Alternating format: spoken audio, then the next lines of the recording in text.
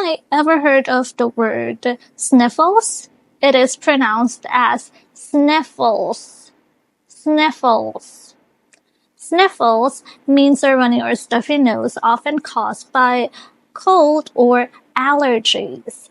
Synonyms of sniffles: stuffy nose, cold, runny nose, and congestion. Now, its antonyms are clear nose, breathing freely, and healthy.